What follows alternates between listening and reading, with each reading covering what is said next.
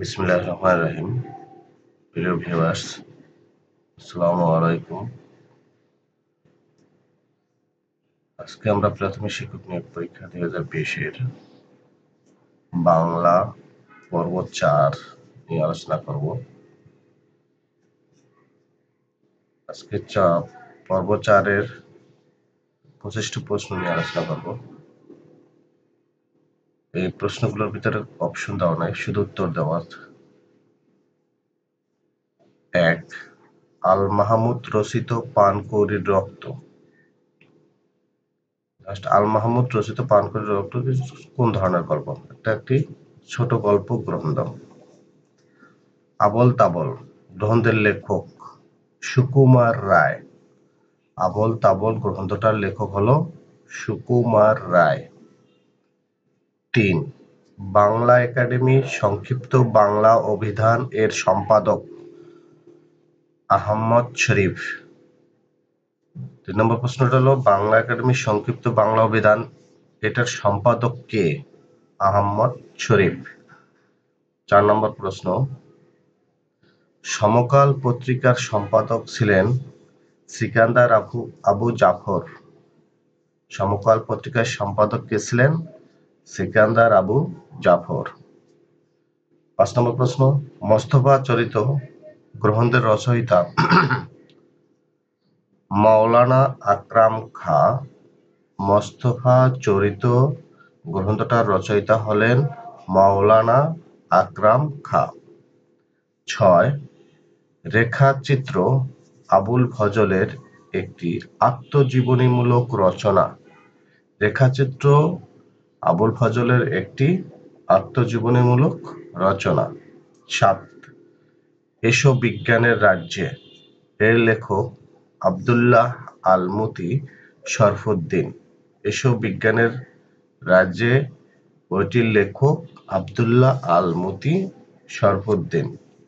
8 নম্বর প্রশ্ন, আমি বীরাঙ্গনা বলছি গ্রন্থের লেখক ডক্টর নীলিমা ইব্রাহিম।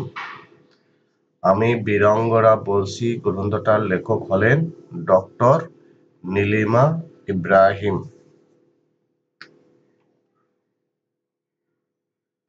9 নম্বর প্রশ্ন, বিচারক উপন্যাসটির রচয়িতা তারাশঙ্কর বন্দ্যোপাধ্যায়। বিচারক এই উপন্যাসটার রচয়িতা হলেন তারাশঙ্কর বন্দ্যোপাধ্যায়। 10. বাংলা সাহিত্যের প্রথম সার্থক উপন্যাস দুর্গে স্বনান্ধিনী। বাংলা সাহিত্যের প্রথম সার্থক উপন্যাস কোনটি? দুর্গে স্বনান্ধিনী। 11. বাংলা উপন্যাস সাহিত্য ধারার জনক বঙ্কিমচন্দ্র চট্টোপাধ্যায়। বাংলা উপন্যাস সাহিত্য ধারার জনক কে? বঙ্কিমচন্দ্র চট্টোপাধ্যায়। 12 নম্বর প্রশ্ন, ঈশ্বরচন্দ্র বিদ্যাসাগরের মৌলিক রচনা প্রভাবতী সম্ভাষণ। ঈশ্বরচন্দ্র বিদ্যাসাগরের মৌলিক রচনা কোনটি? প্রভাবতী সম্ভাষণ। 13. বাংলা সাহিত্যের প্রথম সার্থক নাটক শর্মিষ্ঠা। বাংলা সাহিত্যের প্রথম সার্থক নাটক কোনটি? শর্মিষ্ঠা। 14. মধুসূদন দত্ত রচিত বীরাঙ্গনা একটি পত্রকাব্য। মধুসূদন দত্ত রচিত বীরাঙ্গনা একটি পত্রকাব্য। 15. দীনবন্ধু মিত্র অধিক পরিচিত নাট্যকার রূপে। দীনবন্ধু মিত্র অধিক পরিচিত নাট্যকার রূপে। 16. উদাসীন পথিকের মনের কথা রচনাটি মীর মশাররফ হোসেন রচিত। উদাসীন পথিকের মনের কথা রচনাটি কার লেখা? মীর মশাররফ হোসেন। 17. বাংলা সমবেত কণ্ঠ সঙ্গীতের প্রবর্তক দ্বিজেন্দ্র লাল রায়। বাংলা সমবেত কণ্ঠ সঙ্গীতের প্রবর্তক কে? দ্বিজেন্দ্র লাল রায়। 18 নম্বর প্রশ্ন, নারীর মূল্য প্রবন্ধটি শরৎচন্দ্র রচনা করেছিলেন অনিলা দেবী ছদ্মনামে।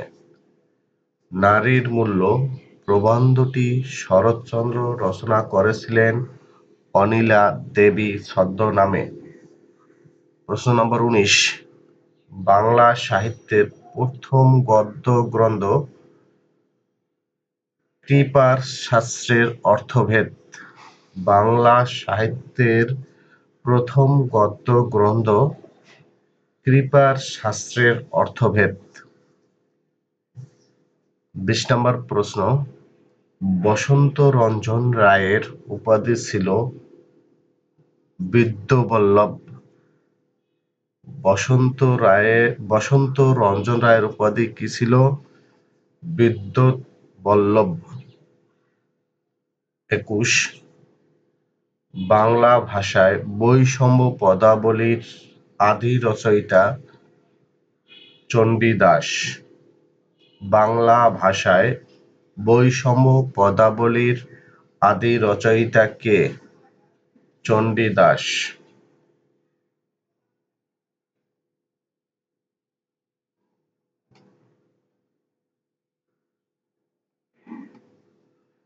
22, আদি মঙ্গল কাব্য হিসেবে পরিচিত মনসা মঙ্গল। আদি মঙ্গল কাব্য হিসেবে পরিচিত কোনটি? মনসা মঙ্গল। 23, চণ্ডীমঙ্গল কাব্যের প্রধান চরিত্র কালকেতু। চণ্ডীমঙ্গল কাব্যের প্রধান চরিত্র কোনটি? কালকেতু।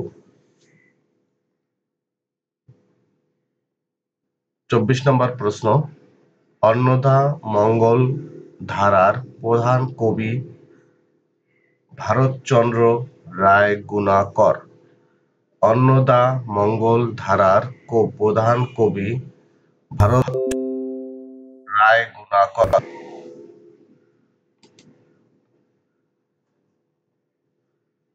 25 নম্বর প্রশ্ন, আজকের শেষ প্রশ্ন, অন্নদামঙ্গল কাব্য বিভক্ত 3 খণ্ড।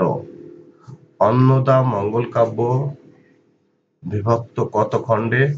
3 খণ্ডে। প্রিয় ভিউয়ার্স, আজকে পর্যন্তই। এরপরে নিয়ে আসবো আমরা বাংলা 4টা পার্ট আলোচনা করছি। 4টার ভিতরে 100টি প্রশ্ন আছে। 100% কমন পড়ার সম্ভাবনা থাকবে ইনশাল্লাহ। এরপরে আসবো আমরা ইংরেজি নিয়ে। ইংরেজি এভাবে 4টা পার্ট থাকবে, প্রত্যেক পার্টে 25টা করে প্রশ্ন থাকবে। সবাইকে পরবর্তী ক্লাস দেখার আমন্ত্রণ জানিয়ে আজকে এ পর্যন্তই। আল্লাহ হাফেজ।